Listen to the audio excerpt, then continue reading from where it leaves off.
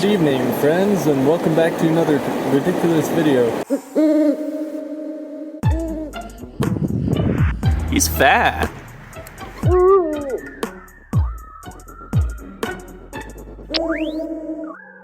I mean, super long. Well, I caught quite a few fish.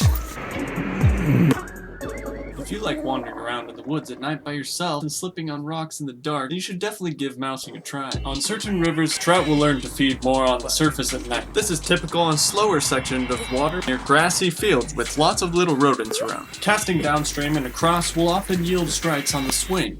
Occasional twitching motions can also trigger fish to come inspect your fly. Also good to stand back slightly so you can swim the mouse right up to the shore. Sometimes the fish will wait until the last second to hit your mouse before it leaves the water.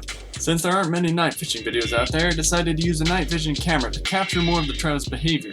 Even though the footage isn't that high quality, the results are still pretty insane. Even in the pitch black, trout are able to use their lateral lines and the sound to locate the mouse. Strikes are often more aggressive, and it's kind of funny to watch them completely miss. The faster the water, the bigger mouse fly you want to use, so you can make more splash on top of the water and the fish can find the fly. Super. Night fishing is not for everyone and can be pretty intimidating. Make sure you're familiar with the section of water you plan to fish so you don't fall down any cliffs or anything. Let someone know where you plan to go and when you plan to be back. Worst fisherman I've ever met. Real big fish. Night fishing allowed me to achieve my goal of catching a 2-foot trout from a river. Look at this fish. In fact, this fish that I ended up catching was about 30 inches long. Really do rely a lot on their lateral line and sound to locate the target.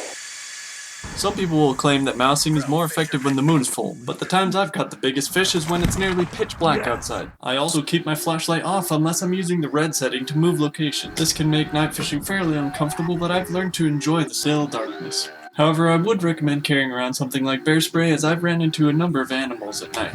For instance, last year I got the feeling I was being watched. Inspecting the bank, I saw a large black silhouette. When I turned on my flashlight, I saw big orange eyes in the shape of a bear, which walked away into the bushes. Right next to shore, dude. It's good to experiment with different types of retrieves. I've often found that slow and steady is the best way to actually hook a fish. Casting parallel to the bank along pocket water is often also successful. I'll also cast out into the fast water in the middle and make some huge drags to cause disturbance and slow it down when you get closer to the shore. Yeah. I have caught fish mousing in the middle of the winter in the snow before, but it does tend to be better during the fall, spring, and summer. I honestly think that successful mousing really depends on the river and the location you choose. I also find the hours between sunset and midnight to be more productive than the rest of the night. I hope you found some of these quick tips helpful, and I'd love to hear of any crazy experiences you've had night fishing. Oh, there he goes. Wow. So cool. Heck yeah. And it's out. Goldie. And I just saw some green eyes prancing down the trail towards me. Stopped right in front of me, and I had a little face-off with a full-size mountain lion. That was fun. I was able to spray a little puff of bear spray towards it, and it sort of walked sideways up into the hill and just stared at me. Please dislike this video and definitely do not subscribe.